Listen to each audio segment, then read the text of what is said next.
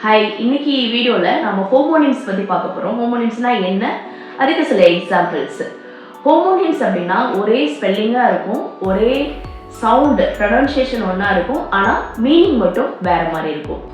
Homonyms are words that are spelled and pronounced the same but they have different meanings.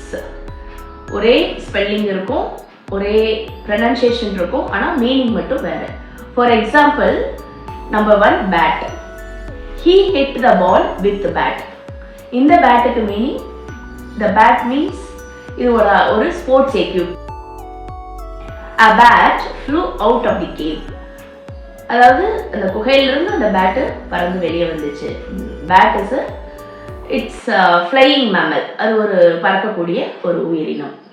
So இந்த bat, இந்த ரெண்டு பேட்டுக்குமே same spelling, same pronunciation, but meanings are different.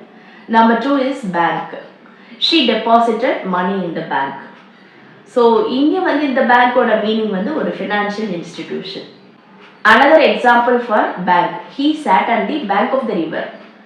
அதாவது bank of the river, நதிக்கரையில், edge of the river. This bank means edge of the river.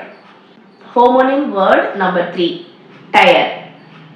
My car has a flat tire. Here tire means the wheel oda cover. Another example for tire, don't tire yourself out before the game. விளையாட்டு முடியறதுக்குள்ள முன்னாடி நீ சோர்வாயிடாத. So here tire means சோர்வு. Homonym word number 4, right. Turn right at the signal. Here right means direction. You are right about the answer.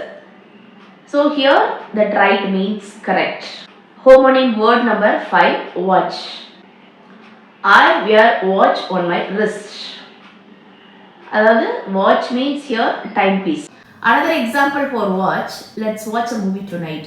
Here watch means to view, பார்க்கலாம். So friends, இது மாதிரி நிறைய words நம்ம homonym words இருக்கு.